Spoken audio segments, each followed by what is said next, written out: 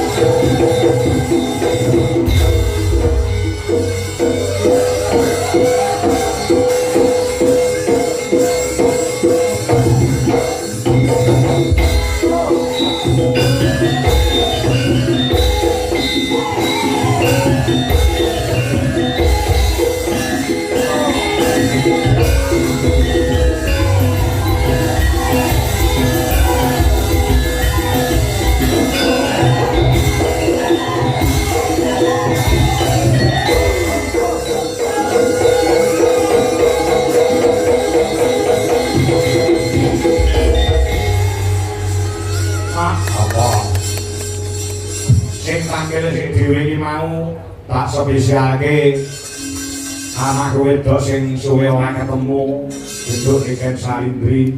Sebabe apa?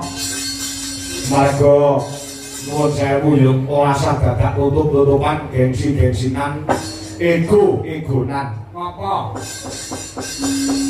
Aku yo lagi bengi iki ing atase ditangkap karo Kyai ket sore mau urung petuk karo sing di omah nembe ning panggung iki mau aku lagi tepung orang panjenengane Bapak Suhadi saha Ibu Apik Rosliani SPD. Jadi sadurunge ora tepung ora kenal tur dasare ketemu ya lagi penyerahan wayang iki mau pancen bener kok. Dadi awake dhewe bengi iki sing asline melu manajemen anak wedok Niken Salindri. Oh ngono ya. Dadi ora sagada tenang. Monggo Niken Salindri iki apa jenenge iki wis ngerti dhewe to nek jenenge wis ngebeki jagat. Oh ngono. Karo dalan sapa-sapa wae tenang kabeh paribasane. Oh heeh. Ya kamilujan panjenengane Pak Suhadi saha Ibu Atik kuwi wangapik menang anak wedok sing Niken Salindri. Oh heeh. Saiki kan pokoke kula nanggap jenengan dalange ajeng jenengan paringi sapa-sapa gelem. Oh heeh. Lah kebetulan anak wedok kuwi nek karo aku wis kaya bapak karo anak. Oh, ngono ya. Kekasan aku dibel karo ibune Niken. Oh, Pak Wiwin heeh. Pak, apa saged tanggal 11 Juni wayangan wonten ing Laladan Babakan Kecamatan Mangkur Kabupaten Ngawi. Kuwi saged Pak ngliru si kosong. Oh, heeh. Pinten Pak, dadi aku ki nyanyangan regane karo Pak karo Pak Suhadi lho. Oh, heeh. Ya karo mboke Niken kuwi. Oh, ya apa to, Pak? Mriku entene pinten? Oh, ya. Nyatane alhamdulillah no bengi iki iso kasembadan iso nglakon. Oh, ngono awake dhewe dereke anak wedok. Oh, monggo pomarep golek dalan sing nom-nom, sing cakrak-cakrak, sing ganteng-ganteng ya akeh. Apa kok golek dalan kok wis tuwek. Oh, ngono.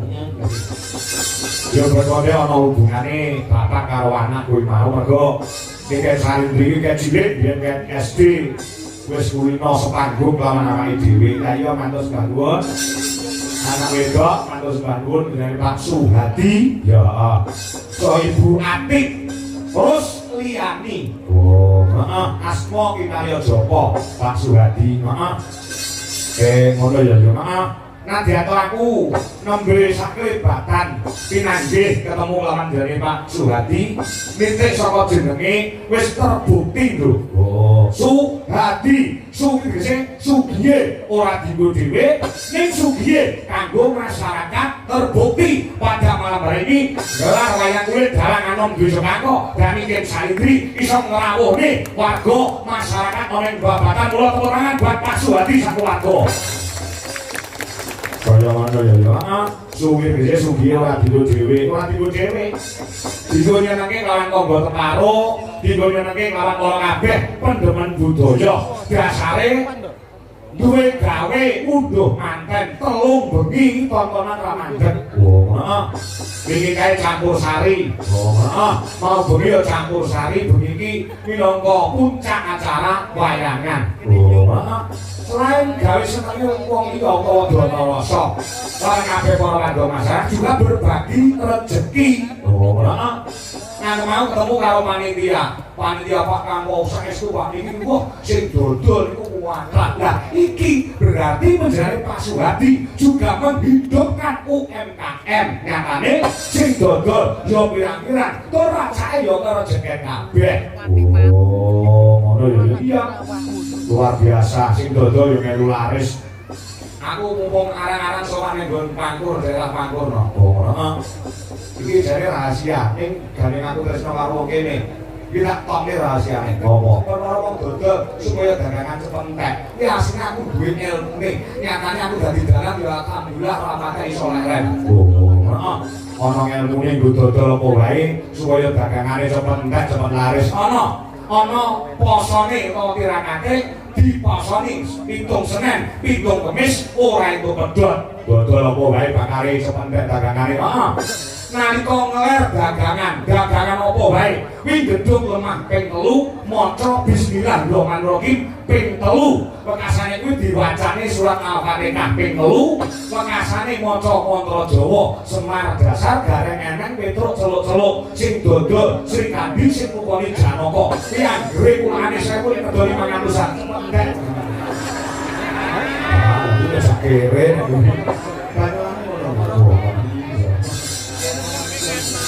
Para segini ana sing ngatur, wis ana sing nata. Heeh. Ora beda penjane Pak Suhadi. Dulu juga pernah panjenengane iki rekoso. Oh, pernah rekoso. Iya. Nek ora kleru tahun 2018 2019. Oh, ngono iya. Panjenengane yo pernah rekoso. Mula gandeng mulai tahun 2021 nganti sayaene diwene rezeki saka Gusti Allah. Sing turah-turah blawah sing kaya ngene iki ngira pantes syukuran kangge sono nyenengke wong pirang-pirang dalam rangka munduh temanten. Oh, heeh. Kowe kok ngerti panjenengane Pak Suhadi biyen yo tau rekoso. Ngerti. Aku mau sore jagongan karo Pak Marsis mantan lurah Babatan. Aku diceritani beliaunya iki pancen yo kiai sing tanggung jawab, kiai sing cokat cakut terdinas prampil. Ya ora kenduk ning kenceng semangate. Wah, ngono ya. Luar biasa ya, luar biasa kena nggih contoh. Biasa wayangan kaya ngene tak 200 lutono. Oh, ngono iya. Kulo iki campur sari, iki maneh ya campur sari. Ya. Dadi sugih ora dienggo dhewe, ning sugih kanggo sono nyenengke wong pirang-pirang. Pedomane Pak Suhadi. Kuwi apik-apike wong kuwi nek uripe bisa piguna tumrap bebrayan agung utawa piguna tumrap wong akeh. Oh, heeh. Pengasane ha, tegese ha kuwi apa? Harapannya ditumpukan kepada Mas Rema Sefri Fatu Rosi. Oh, heeh. Iya iya, heeh. Harapan kedepannya ditumpukan kepada Mas Rema minangka dadi putra dari Pak Suhadi sapa Ibu Atik terus liyani. Oh, heeh. Ya heeh. Di siapa? Di dina iki minangka bukti bahwasannya panjenengane Pak Suhadi Sebuati tresna kelawan putrane ditanggapi wayang kang sata ditanggapi campur sari sing tanpa leren paribasane. Wah iya Suhadi iki tegese kuwi. Heeh. Nek Atik iki tegese apa? Atik iki bojone Mas Suhadi. Kaki apa, teki apa, iki apa, kaki apa. Aku tegese agamane dicekel karo panjenengane Bu Atik. Nyatane menjadi seorang ibu rumah tangga yang hebat. Putra sing dinikahake iki wis dadi putra sing soleh lan dadi putra sing dadi. Oh, insyaallah bisa mikul dhuwur mendem jero marang asmane wong tuwa kuwi. Heeh. Terus T tegese apa? T taat aturane agama, taat marang aturane Pak Suhadi selaku dadi kepala rumah tangga. Oh, heeh. Iki tegese insyaallah bakal barokah bisa slamet dunyane, slamet akhirate. Amin ya rabbal alamin. Sing kali dhewe tak kuwi tegese apa? Kudu komplit. Kak kuwi tegese keluarga yang diutamakan. Bagaimanapun juga panjenengane yo ngasta dadi pegawai nyatane SPD ning keluarga yang diutamakan gula wentak marang putrane Mas Rema Sefri Fatu Rosi kang sato lumadi lawan panjenengane Pak Suhadi nyatane dadi sugih brewu kaya ngene iki. Oh, ngono. Suhadi iki tegese kuwi apik iki tegese kuwi. Heeh. Aku dhek ning Boyolali ya ngono. Jenenge sing nanggap tak ora dhekne apik. Nek dalam cerdas angel lho iki. Ya. Saking senenge sing di rumah jenenge tak jlentreke tak tegeske. Kuwi liburan iki munggah panggung nyawer aku 2 juta kuwi ning Boyolali ning kene mbok. Ono ya. Ya sampe daleme perkara dhuwit aja kuwatir. Wali bahasane duwite Pak Suhadi iki nek nomor serine sing duwite pirang-pirang. Heeh, upil apa nanggap Niken Salindri, upil apa nanggap duit Laras Indonesia. Ya. Ngono ya. Heeh, kula didongake. teman-teman sekalian, ya Mas Rima, Sefri, Faturozi, ya Cewek Daud lawan Mbak Yulia, Rizka, Dwi Atmawati, putra saka bojone, Bapak Dr. Andes Sumarji, soibu, Daerah Hajah Sri Supraptini, ya sing gawe oneng Jalan Lurah Suro Darmo nomor 27 Nganjuk, Jawa Timur, ya. Lalu numbang ingreh babakan keluarga ini muga-muga pikantuk wahyune jodoh wiwit saiki nganti sak lami-laminipun Allahumma belok wis pakai doa lan donga marang korban Gusti Kang Wonoso muga-muga bebrayane menjane Mas Rima karo Mbak Yulia ya untuk berkait Gusti Allah Subhanahu wa taala dadi temanten yang sakinah mawaddah warahmah maslahah hidine kata akhirah bisa menciptakan baiti janati rumahku adalah surgaku kan bisa dadi asrana enggak pinaringan golek kencana kan bisa tata jamo wujude putra kakung sing saleh putra putri sing solehah bekasane bisa mikul dhuwur lan jero marang asmane wong tuwa kan sarta simbah kakung lan mbah putri ya figura wong ramusa bangsa kelawan agama Allahumma amin amin ya rabbal alamin hasbuna Allah wa ni'mal wakil ni'mal maula wa ni'mal nasir Yeah.